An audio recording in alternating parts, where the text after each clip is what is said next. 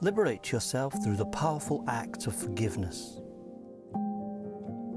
Hello, this is Tony Clarkson from the Sanctuary of Healing, and I love having these sessions with Michael. Not only the discourse, but I learn something every time. And so it should make me a very wise person, but I'm not sure that it has.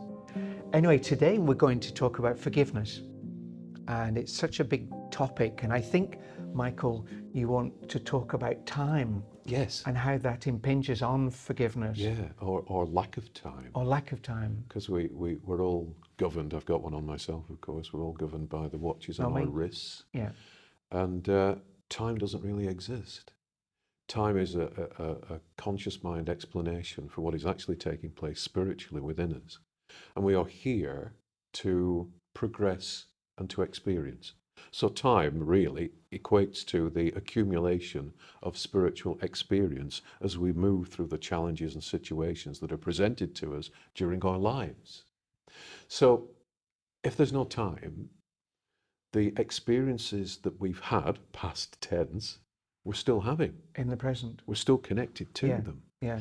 And so if we have negative experiences, ones where we can't forgive someone or we can't forgive ourselves, every time we revisit those experiences in our minds and in our hearts, we're reliving them, and we're reliving the emotional response to them.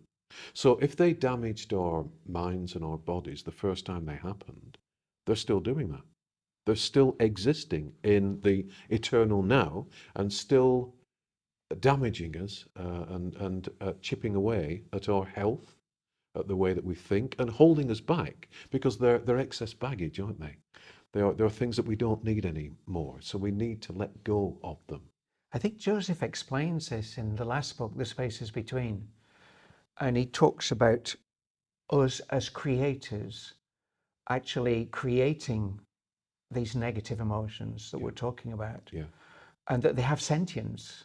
Yes. That they have a life of their own, but they're still attached to us. Yes, yes. And that we create little devils, don't we? We literally create little devils. Yeah. And those little devils are activated every time we revisit those circumstances. But not only that, if we don't forgive someone else, then that connection between us and them is still active.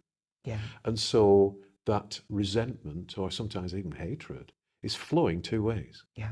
So we're not only harming ourselves by reliving the situations that we need to let go of, we're harming the other person or persons or situation. So it's important that we spring clean every so often. So the emotion that you're carrying when you don't forgive or can't forgive somebody would be something like hatred, wouldn't it? Yeah. So actually in you, that little sentient ball would be hatred. Yes, yes. And that would grow. Yes, and you're thinking, feeding it. Yes, and you're thinking perhaps it. that other person, I can't stand them. I don't want them to do well. I'd like to see them tripped up in life. Yeah. I'd like to see them totally destroyed. Yeah. We are sending out those emotions to that person all the time. And harming their life. And do we really want to do that? Do we really, at heart, want to harm another person? No. If we don't, then we need to forgive. We also need to forgive ourselves, and that's a difficult one, isn't it? Because we create those little devils of guilt, and how could I have acted like that, acted this way? And those become, we tether ourselves to what is not strictly our past, but appears to be our past. And we can't move forwards because our energy is feeding those perceptions that we have of ourselves as being less than perfect, less than worthy, less than spiritual, less than able to be loved. Yeah, yeah. I found out as a psychotherapist, again, one of the things with things like guilt and these emotions that you're talking about, people just live them, they don't spot them. And I think that a way to start the process is to actually spot that it's happening, not just to hate, not just to have anger, whatever it is to actually spot it for what it is, and then you've got something you can work on. Yes, and can step back from. You can step back from, yeah. Yes. And if you look at the situations in your life from the past, seemingly from the past, you can tell where there's something you need to forgive because it's a sore spot. Yeah. Instantly you reconnect with that memory. It's not a neutral memory. It's full of negative emotion. Yeah. And so it's still having the effect on you that it had. And so it's very important that we regularly let go of those situations that we no longer need to be connected to and tethered to from the past. It's the only way you can progress, isn't it? Yes. It's your own self-progression, nothing to do with the other person. No. They're your teacher in many respects. Absolutely. Yeah. And the situations Yeah. are your teacher Yeah. as well. And you fill yourself up. There's only so much space in your spirit for experience Yeah. at any one time, Exactly. at any one moment. Yeah. And so you've filled up space that could be used for something progressive, something that would expand you, evolve you, make you more than you are. Yeah. And so you've got to move out, you've got to clear out to create space so that new experiences can come to you. It's like transmuting negative energy into the pool of neutral energy that it can be used as positive energy. Yes, Yeah. yes. And saying, that happened yesterday or last year or 10 years ago. It no longer serves me. I don't need it in this backpack of memories that I've got. And so I let it go. Yeah. It's as simple as that. To analyze not analyze too deeply, but to look at the emotions and say, I don't need that anger.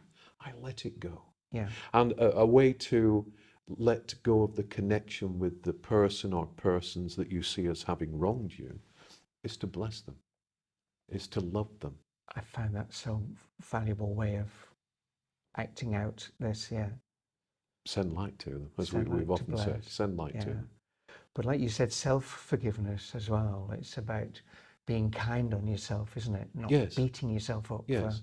having felt or had an emotion in a particular direction. And realizing that you're here to have experience. Yeah. You're here to grow from the experiences that you have. And those seemingly negative experiences can actually be your friends. Yeah. And we're here to teach you something. And the fact that you see them as something negative means that you've moved on. Because if you hadn't, That's right. you wouldn't see them as negative. That's right. You'd still be doing what you were doing at that point. Life is that classroom, really, isn't it? Absolutely. It's what you've come here to do, Yes.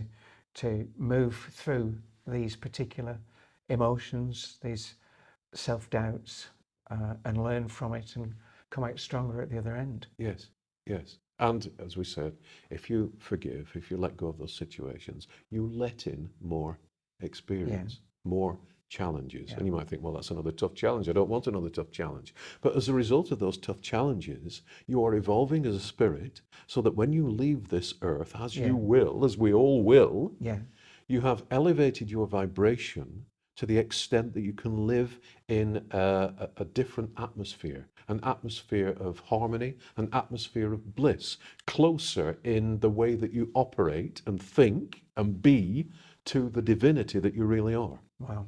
Wow. And that's got to be worth travelling through this life for. I think it's the main reason, isn't it, that we are here. It was the original intent of the planet, wasn't it? Yeah. Michael, thank you so much. Thank you, Tony.